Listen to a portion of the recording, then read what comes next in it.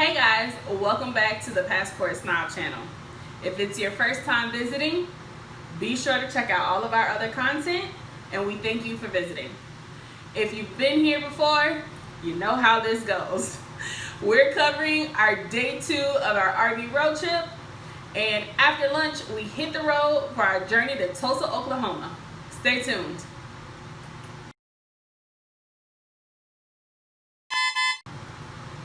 Tulsa, nicknamed oil capital of the world and birthplace of Route 66, was a destination due to the infamous Black Wall Street and the Tulsa Race Massacre.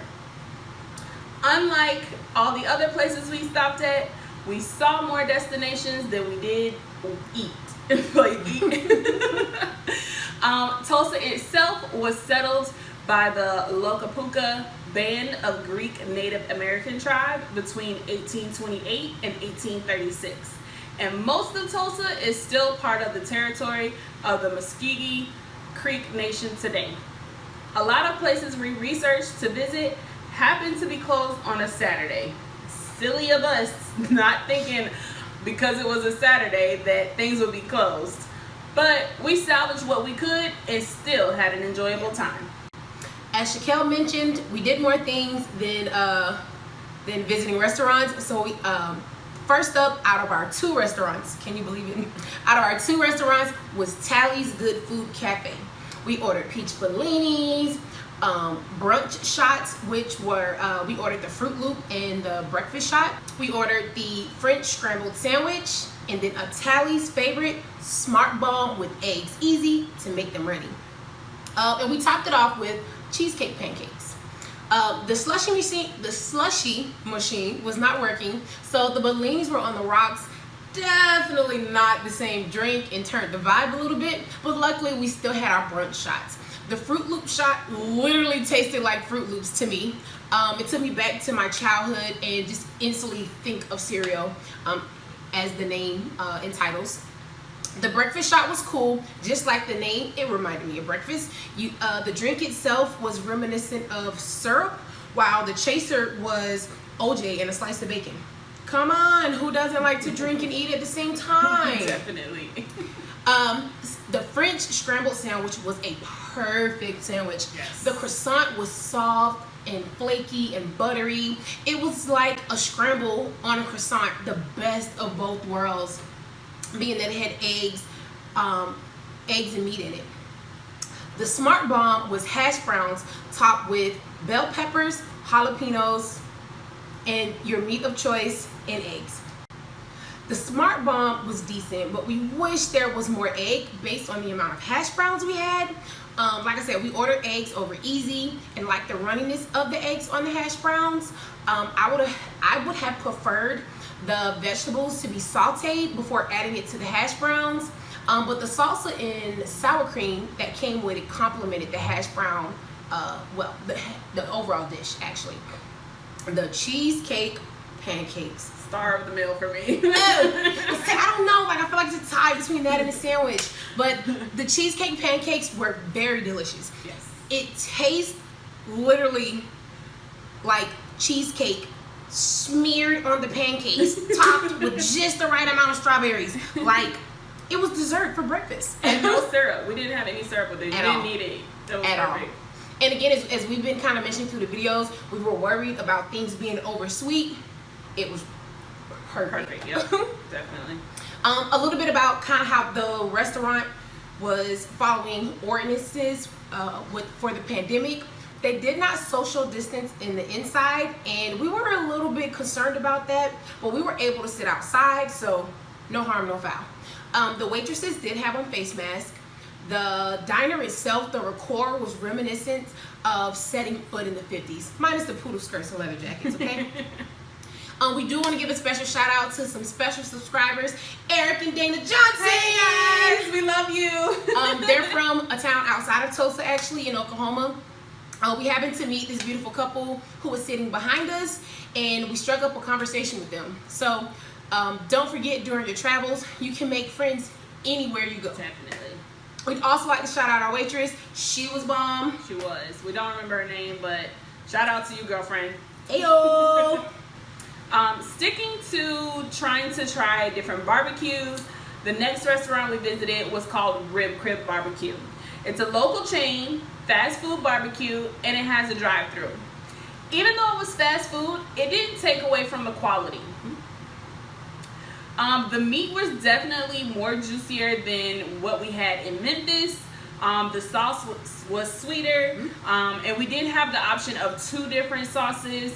One had a little bit of spice to it, but it wasn't too bad. Like, it was nothing that couldn't be handled by someone who doesn't like hot stuff like Kavina. We did have brisket and bologna, sausage, ribs, hot link queso with chips, mac and cheese, and okra. This was our first time seeing bologna at a restaurant. And it's unfortunate.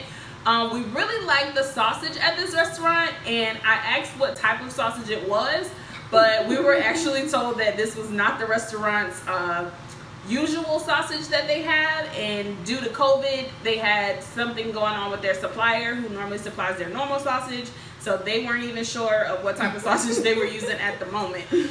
So we weren't able to find out what type of sausage that was. I think for Kavina, she was super surprised that the sausage and bologna didn't have char grill look to it. It didn't look like it came off of a grill, being that it's a barbecue place. So that was a little surprising. Now, the hot link queso, for me, I think even for you, was the star at this restaurant. Yeah. Definitely a must-have if you go to Rib Crib. Get the hot link queso. The link sausage gave the queso a really good flavor.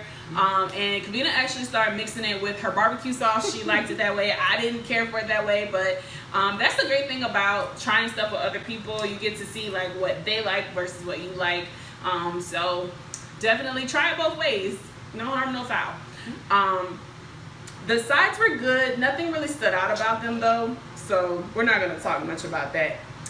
Even though the food wasn't that bad, we personally don't feel like we have to visit there if we're ever back in Tulsa. So you guys be the judge and tell us what you think. Comment down below if you've ever been to Rib Crib Barbecue. Tell us what you think. Is it your favorite or not?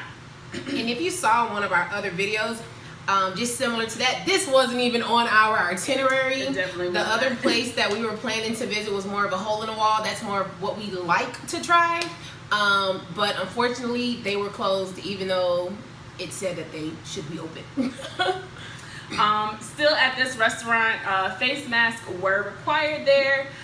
We don't really remember if the tables were set for social distancing, but there was only one other family in the dining room inside the restaurant, so we really didn't pay it too much attention. But we had a really good experience here, but we don't have to go back. Again, like we said, things didn't go as planned, but we were able to establish the trip a little bit. The point of Tulsa was to visit Black Wall Street. So our original plan was to visit the Greenwood Cultural Center. However, we didn't do our research thoroughly because they were closed on the weekend. But we made the best out of our time, and we still found activities related to what we wanted to see. The first thing we did was actually drive around the Greenwood district, where we saw what's to come and what will be there as soon as 2021. They're building an actual center dedicated to Black Wall Street and the story of what happened there. We stumbled across an actual Black Lives Matters that was on the street and decided to pull over to take in some other artwork that was in the area. There was a Black Wall Street mural as well as a memorial for George Floyd, amongst other artworks, as you will see on the screen. I felt something in my spirit while being present, just there in the area, knowing the history behind Black Wall Street and the massacre that ensued and what was lost and what's still that piece of history not being known today. But as you walk down the street, there are various placards that have the names of business owners and businesses that were on Black Wall Street. Doing research into the massacre, we discovered that there was a memorial to the victims, which led us to the reconciliation part, which follow us. Make sure you come back next week for that video. The park is gorgeous. It's breathtaking. It displays sculptures and artwork about the massacre. The two main sculptures being the Hope Plaza and the Tower of Reconciliation. The Hope Plaza contains 3 bronze sculptures representing actual pictures from the 1921 riot: hostility, a white man fully armed for assault; humiliation, a black man with his hands raised in surrender; hope, the white director of the Red Cross holding a black baby. The Tower of Reconciliation depicts the history of the African American struggle all the way from Africa to America, from the migration of slaves with Native Americans on the Trail of Tears, the slave labor experience in the territories, the first Kansas colored voluntary infantry that actually won the Battle of Honey Springs, the journey to statehood, the immigration of free blacks into Oklahoma, and the all-black towns in Greenwood itself. There is so much history around the world that has been erased and forgotten, which is a part of the reason we started this travel vlog to begin with. We hope to get more people traveling and engaging in the lost experiences otherwise missed without traveling. We hope to return to Tulsa in the future to see the revival of Black Wall Street. Hopefully, we've given you some reasons also to visit Tulsa. Don't forget to follow us on all of our social media platforms, any platform of your choice, for cultural experiences and more. For more content on tips, tricks, reviews, and hacks, don't forget to subscribe, hit the notification bell, like, and share. Until next time, guys, see you later.